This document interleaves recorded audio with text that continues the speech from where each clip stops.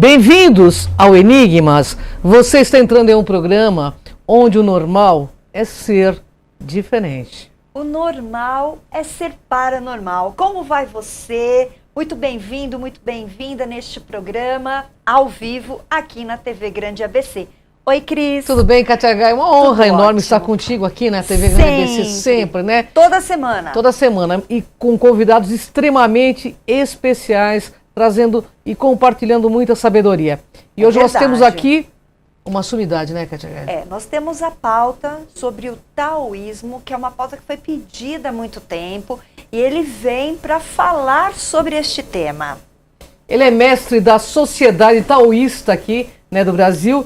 Wagner Canalonga, seja bem-vindo, Wagner. Obrigado. Gratidão por ter recebido muito bem nosso convite e ter estado aqui conosco. Eu que agradeço o gentil convite de vocês, uma alegria muito grande estar com todos vocês aqui, mais uma vez no programa Enigmas. Honra toda nossa. Principalmente pela sociedade, você vem falar com muita seriedade sobre um tema que todo mundo tem dúvidas, não é mesmo? Sim, a gente recebe muitas dúvidas, né, a respeito do taoísmo, lá na Sociedade Taoísta em São Paulo, né? Isso mesmo. Que maravilha.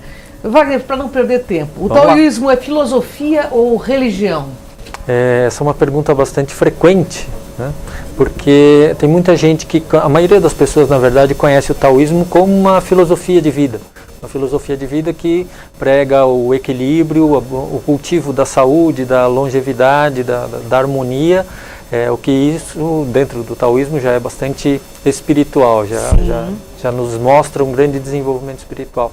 Mas o nosso mestre dizia que, originalmente, o taoísmo, que é uma tradição de origem chinesa, muito antiga, uma tradição milenar, na sua origem, o taoísmo ele tinha, sim, o elemento filosófico, o elemento empírico, científico, né, a partir da observação da natureza e dos fenômenos.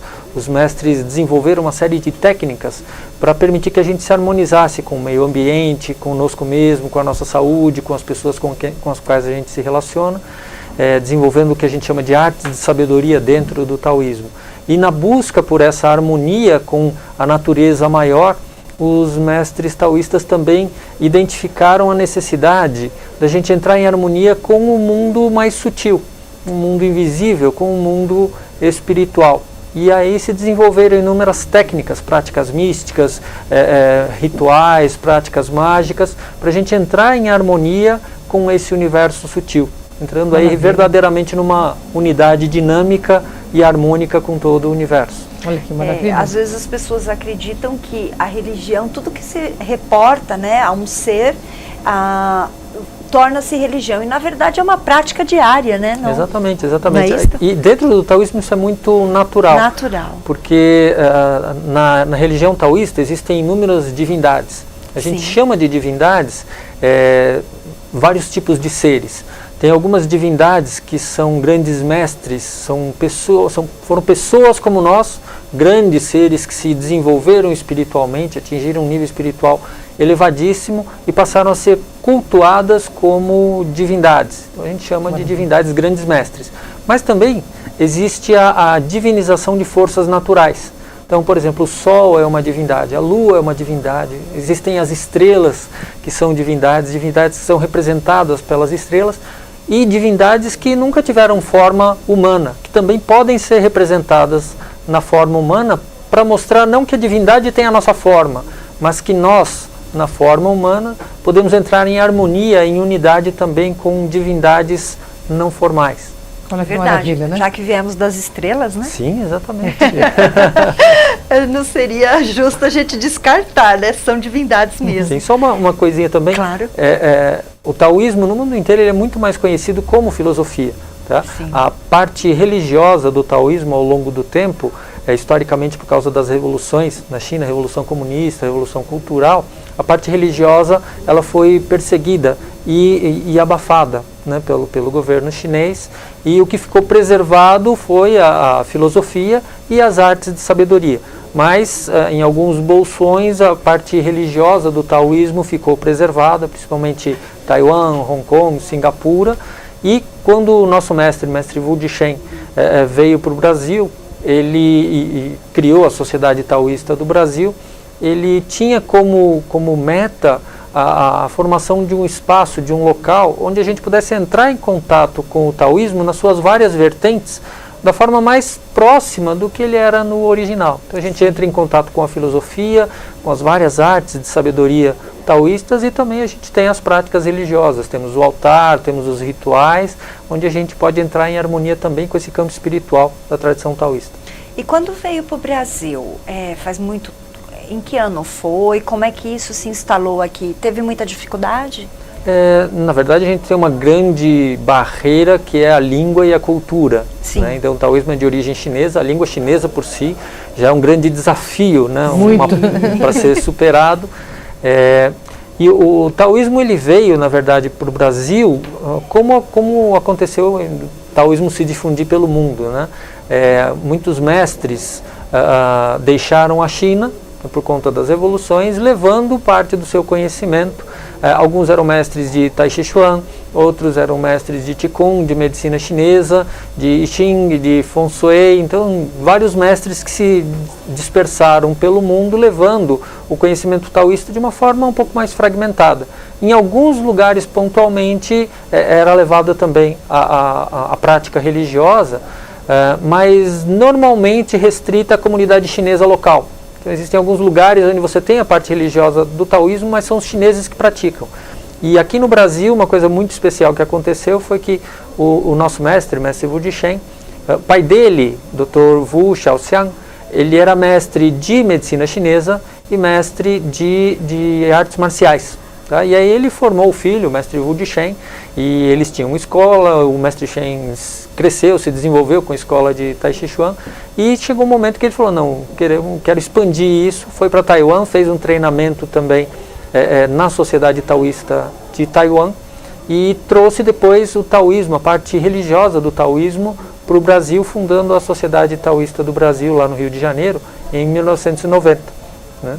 E depois, em 2002, a gente abriu a filial em São Paulo, a Sociedade Taoísta do Brasil em São Paulo, que depois a gente teve um desmembramento formal, né, com a Sociedade Taoísta do Brasil e a Sociedade Taoísta em São Paulo. Somos irmãos, mas a gente separou a parte burocrática, o CNPJ, para dar mais dinamismo para as duas casas. Sim. Né? E dessa forma a gente continua entrando em contato com o taoísmo nas suas várias vertentes, a filosofia, artes de sabedoria e religião. Muito bom. Wagner, existem outras linhagens do taoísmo no Brasil ou esta é a única linhagem? Não, existem outras linhas de práticas, assim, prática religiosa tem a nossa e tem algumas outras linhas que a gente ouve falar, a gente não tem contato direto com eles, mas tem outras linhas que se apresentam também, outras linhagens que se apresentam também. E tem um monge muito legal, muito interessante lá em Goiânia, né, monge Shinsan, né, e que ele já veio para alguns eventos aqui na Sociedade Taoísta em São Paulo, e ele tem uma associação taoísta lá em Goiânia. Né, então é uma figura também muito doce, né, e faz um trabalho bastante dedicado também, e ele é de uma linhagem diferente, da linhagem de Longmen. Né, nós somos vinculados a uma linhagem chamada Ordem Ortodoxa Unitária, ou Zhenyi Pai, né, que é uma das mais antigas linhagens estruturadas dentro do taoísmo. Tá?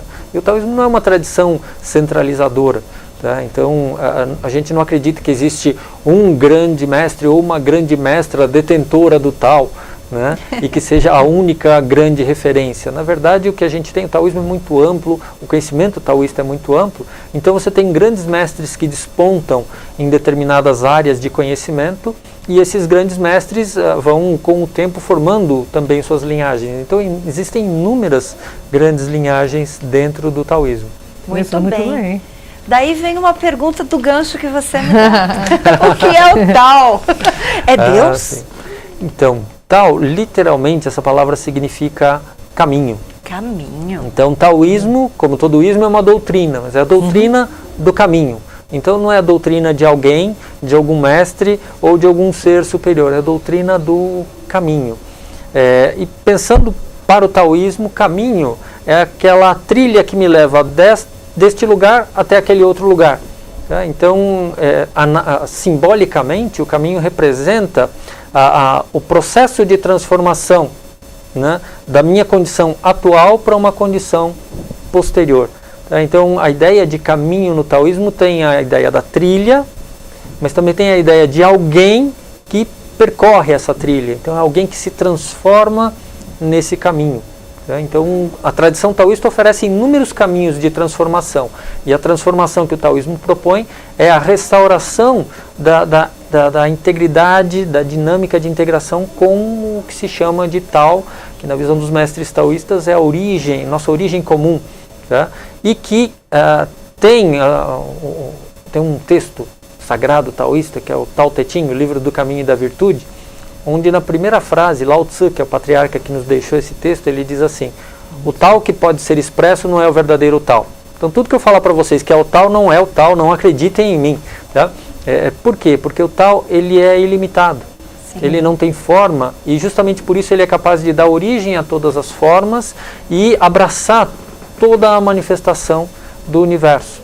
Se ele coubesse num conceito, ele não seria capaz de gerar a infinidade de manifestações que a gente tem no universo. Então, esse Tao original, para os mestres taoístas, é a nossa origem. É a origem de todos os seres e a origem de todas as manifestações e fenômenos no universo. Tá? Então, tudo que a gente vê manifestado no universo tem a sua raiz no Tao. Inclusive, eu mesmo. Tá? Então, eu encontro o Tao onde? Em qualquer lugar. Eu encontro o Tao em qualquer manifestação, grande, pequena, gigantesca, microscópica, o Tao está ali dentro. O Tao é capaz de abraçar o universo inteiro e, simultaneamente, ele é capaz de caber dentro da menor partícula. Que maravilha, né? Sendo a nossa raiz. E sendo a nossa raiz, o Tao está em qualquer lugar. Então, em qualquer lugar eu posso encontrar o Tao se eu conseguir ter a sutileza para perceber isso. Tá? Mas o lugar mais econômico, né, e mais óbvio para a gente encontrar o Tao é dentro da gente. Porque se ele é a raiz de todas as manifestações, ele também é a minha raiz. E se eu penetrar profundamente no âmago do meu ser, eu encontro essa raiz. E se eu encontrar essa raiz, eu encontro a raiz de todos os seres e todas as coisas. E isso me aproxima muito dos outros seres. Aproxima muito mais o meu coração empaticamente dos outros seres, das outras coisas. E isso favorece muito a gente estabelecer relações muito mais harmônicas. Olha muito que maravilha, bom, né? Wagner, qual a relação do taoísmo com o budismo e com o confucionismo? Tá. Qual é a relação que tem entre tudo isso? Taoísmo, essas três são as três principais tradições espirituais da China. Né? A tradição original na China é o taoísmo. Então, o taoísmo nasce na China e a espiritualidade na China ela surge justamente com a emergência do taoísmo. Passado um bom tempo, surge também lá dentro da China o confucionismo. Há uns 2.500 anos, mais ou menos, surge o confucionismo com a figura do Confúcio. Isso. Então, Confúcio, ele nasce na China num berço taoísta. Só que ele desenvolve as próprias ideias, e Confúcio era um tremendo, um grande pensador, um dos maiores pensadores da história da humanidade. E o seu pensamento é estruturado, então, numa linha tradicional, que é o confucionismo, que toma muitas das referências do taoísmo para a configuração do próprio confucionismo. Mas, claro, que cria também as suas peculiaridades. E aí o confucionismo ganha uma força muito grande na China. A grande meta do Confúcio era formar o homem superior, para que as pessoas das elites que detinham o poder pudessem também ter um caráter de nível superior e usar o seu poder para beneficiar a sociedade como um todo. Sem dúvida, né? Maravilha. Né? Então era uma visão muito, muito bonita também, a do Confúcio, e o taoísmo e o confucionismo se influenciaram mutuamente. Tá? Passado um tempo, depois entra na China o budismo. Vindo da Índia, o budismo entra na China, ganha muita força também, só que entra num berço onde já tem a raiz taoísta e o estabelecimento confucionista, e também o budismo é influenciado pelo taoísmo, pelo confucionismo, e influencia também as duas tradições. Ou seja, essas tradições antigas, elas conversaram entre si, aprenderam muito uma com a outra, e nosso mestre até dizia que para um chinês que não se aprofunda tanto nos caminhos espirituais, eles falam assim, budismo, taoísmo é tudo a mesma coisa. Né? E assim, as tradições são muito mais próximas do que diferentes. Mas para quem entra nas tradições, a partir de um determinado momento, você começa a perceber as diferenças das propostas e dos fundamentos de cada uma das tradições. E as pessoas confundem mesmo, né? O budismo com o taoísmo. Confundem. Eu muito mesmo. Confundi a gente até teve um comentário, principalmente com o confucionismo, achei bem interessante. Uma coisa que acontece, né? Tem muita gente que nos pergunta se o taoísmo é uma linhagem budista. Isso, né? É o contrário, né? E não é, na verdade o taoísmo é uma linhagem própria, uma linha espiritual própria, que tem muitas similaridades, sim, com o budismo. É muito mais próximo do que diferente. E, assim, os mestres taoístas estudam muitos textos, muitos dos tratados do confucionismo. O próprio estudo do I Ching, que é o livro das mutações, o I Ching foi muito estudado pelo Confúcio. Né? Ele deixou uma obra vasta, né, de estudo do Confúcio, e esse pensamento do Confúcio influenciou também fortemente os mestres taoístas. Né? Beleza. Maravilha, viu? Muito bom. E quais são alguns dos mestres taoístas que você comentou? Os mestres considerados grandes divindades. Isso. Tá? Então tem um grande mestre, que é esse que eu já mencionei, que é Lao Tzu.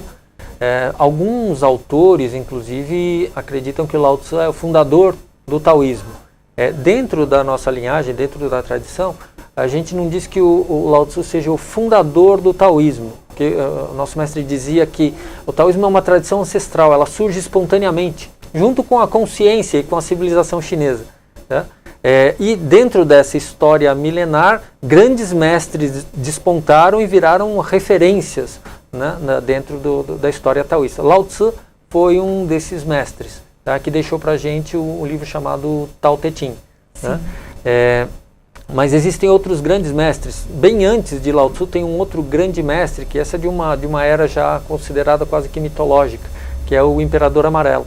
Foi um grande líder também da China antiga, e que conseguiu unificar os vários povos, e depois que ele conseguiu realizar essa unificação, ele convocou os sábios do reino inteiro, das várias linhas de conhecimento, para compilar o conhecimento disponível na época. Então ele configurou todos os linguistas para que eles registrassem todos os ideogramas.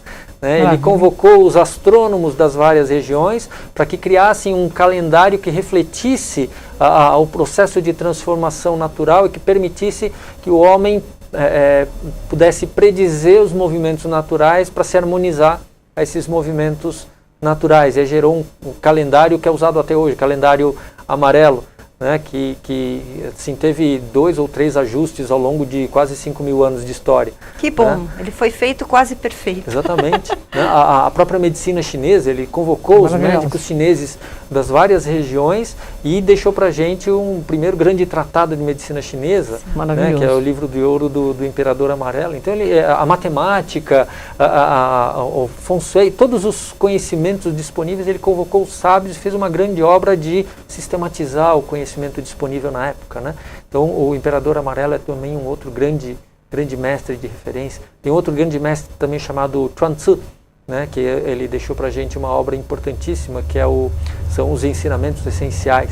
Né? Então, o Chuang Tzu também é um outro grande mestre. Ele tem um jeito de escrever muito, às vezes, contundente, provocativo, sarcástico às vezes, mas os ensinamentos dele são extremamente elevados e profundos.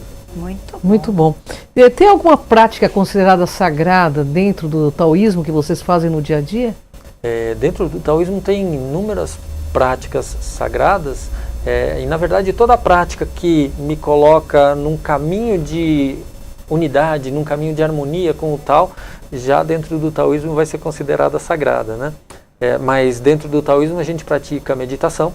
Então você tem vários tipos de meditação, meditação no vazio, meditação com visualizações, meditações com circulação de energia, assim, assada, né?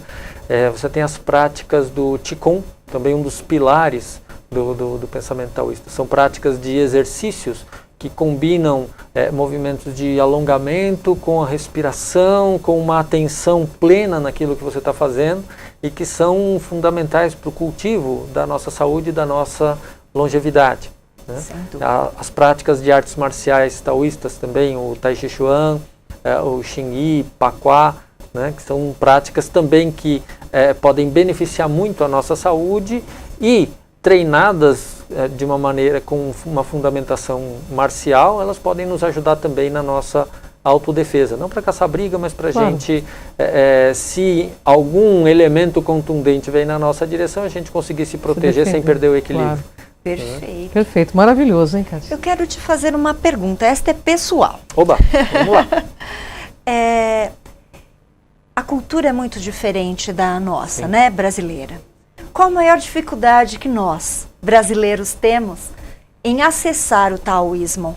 Porque nós não somos tão equilibrados culturalmente, eu acredito. Nós somos muito alegres, né? E muito desequilibrados. Um pouquinho. Mas o povo chinês também é bastante alegre, né? E o espírito da cultura taoísta também é um espírito muito livre, muito aberto. E, na verdade, ao invés de olhar a grande dificuldade do brasileiro, eu vejo no brasileiro uma grande facilidade. É mesmo? É porque o brasileiro tem, nós brasileiros, a gente tem um coração muito aberto para lidar com diversidade. É verdade. O Brasil, ele apesar da gente ver alguns bolsões de radicalismo, mas o povo brasileiro, em essência, é muito aberto, né, e permeável a outras culturas. Então, lá na sociedade taoísta, a gente pratica rituais tradicionais de 2000 anos atrás, cantados integralmente em chinês. Né? Mas o nosso público é ocidental. Sim, né? São muito poucos chineses, porque lá a gente não fala chinês, a gente fala português.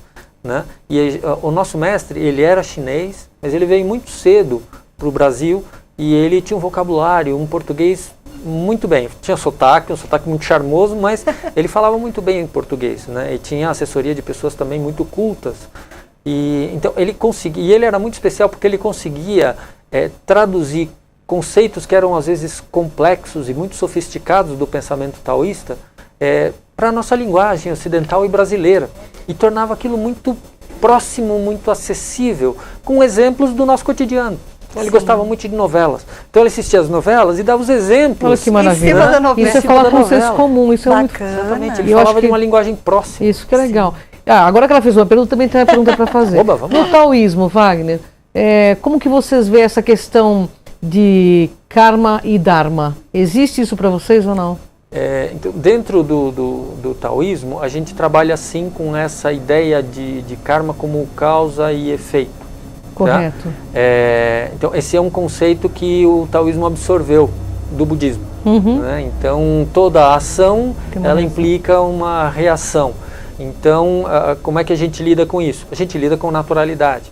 Tá? A gente faz isso o tempo inteiro. A gente usa o karma para caminhar, por exemplo, porque eu empurro o chão para baixo, o chão me empurra para cima e eu avanço. É verdade. Né? Que bacana. Isso é ação e reação.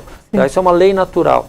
E a partir disso surgem várias consequências. Né? Então, se toda ação tem uma reação, quando eu aplico a consciência sobre o que eu estou fazendo, eu posso identificar, a partir da minha ação, quais algumas das consequências. Correto. Tá? E tendo essa consequência, essa consciência sobre, se eu faço isso, eu vou colher aquilo, tá? Eu posso ter maior consciência sobre as minhas escolhas, do que eu vou fazer e do que eu não vou fazer. Sem dúvida. Então, isso vai criando uma ideia de karma no sentido da consciência sobre as minhas ações e sobre as consequências das minhas ações. Tá? E aí essa ideia no taoísmo ela é muito interessante, porque quando eu faço uma coisa, a gente pensa causa e efeito. Então apertei um botão aqui, acontece uma coisa ali. Mas no pensamento taoísta, as coisas estão todas interligadas. Então, quando eu faço alguma coisa, as consequências não são lineares. Eu faço uma coisa e isso reverbera em inúmeras outras consequências. Sem dúvida. A partir de uma ação, eu tenho inúmeras consequências. E tudo o que eu estou vivendo agora também é consequência de inúmeras causas anteriores. Tá? Então, imagina assim, este momento presente sendo uma síntese, uma resultante de tudo que houve ali para trás, do meu caminho e dos caminhos outros que se encontraram, se convergiram nessa circunstância. Sim. E a partir desse encontro, a partir desse ponto, inúmeras outras consequências vão se distribuir em rede para inúmeras direções, coisas que a gente nem consegue imaginar. Tá? E aí, se você pensar assim, este presente ele passa a ser um momento extremamente mágico, porque ele resume, ele é um ponto de encontro entre o passado, o futuro e um ponto de convergência entre tudo o que foi causa anterior para culminar nessa consequência, e a partir daqui inúmeras outras coisas vão continuar acontecendo. Olha que Muito maravilha, bom. né? Nós gostaríamos que você convidasse os nossos telespectadores para conhecer a sociedade. Sim, é um grande prazer receber todos os nossos amigos e amigas, né, que vierem nos visitar. A Sociedade Taoísta em São Paulo, ela fica localizada na Avenida Liberdade, número 113, no 3º andar. É bem pertinho, praticamente do lado da Estação Liberdade do metrô. Tá? Então estão todos convidados. A gente tem uma atividade que acontece toda segunda-feira, a partir das 20 horas, que é a prática da meditação, uma meditação taoísta chamada Shinzai Fa, que é o método da purificação do coração. E logo após a meditação a gente tem a leitura, o estudo de um trecho do Tao Te Ching, do livro do Caminho e da Virtude. Tá? E que começa logo em seguida na meditação. Então a prática inteira, entre a meditação e a palestra, começa às 8 da noite, termina 9h30 da noite, né? Então 1h30. E para aqueles que não conseguem estar lá presencialmente, a meditação não é transmitida, mas a palestra do Tao Te Ching a gente transmite ao vivo pelo YouTube no nosso canal, que é o Sociedade Taoísta SP. Então, a partir de 15 para as 9 da noite, na segunda-feira, se você acessar o nosso canal, você consegue assistir a nossa palestra. Depois ela sai do ar, e para quem quiser acessar palestras anteriores ou os nossos cursos à distância, você pode acessar também a nossa plataforma digital, que se chama Taoísmo Online. É só digitar lá, www.taoismo.online. Você vai aparecer lá na nossa plataforma, é só se cadastrar, você tem acesso a inúmeros vídeos lá comigo e com outros professores da Sociedade Taoísta, falando de filosofia taoísta e das artes de sabedoria do taoísmo. Perfeito, Wagner. Fica um convite para você falar sobre horóscopo chinês. Começo do ano, Wagner volta para falar sobre horóscopo chinês, que é uma pauta que nós não tivemos. Nós temos mais de 1.350 pautas. É verdade. Wagner volta, Wagner. Voltamos aqui. Tá Será bom? um prazer. Gratidão, viu, Wagner? Grande. Uma honra enorme estar contigo. Pena que passa tão rápido esse momento, Verdade, né, pessoal? mas vamos convidar aí o pessoal. Eu vou fazer um convite pessoal, que hoje às 18h30 eu estarei na Rádio MKK, é uma rádio web, então você pode acessar www.mkkwebradio.com.br com a minha amiga Sandra Suzy. Também, Cris, vamos falar do nosso canal no YouTube. É verdade. Pessoal, inscreva-se no nosso canal do YouTube, são mais de 1.350 vídeos, todos do Enigmas, né? Cron TV. E também aqui, dá seu clique aqui para TV Grande ABC, na nossa página, que vai ser muito legal. Queria convidar vocês também agora, nesse sábado, eu estarei no Galáctica, Giovanni Gronk 2307, fone 2592-1066. Quem quiser fazer inscrição, liga lá, que a Karen vai inscrever você na nossa palestra, tá bom? Facebook, programa Enigmas, Cris de Pascoal, Kátia Gigaia, corrigindo o programa às 19 horas hoje. E fico à disposição também através do meu site www.soldegaia.com.br. Gratidão imensa, Cris. Até a próxima semana. Até a próxima semana, Kátia. Porque no Enigmas, pessoal, é assim. Você pode ser pequeno, né? Você pode ser pequeno por opção e grande por determinação. Seja grande. Faça suas escolhas. Até o próximo Enigmas, pessoal. Vem com a gente aqui. Tchau.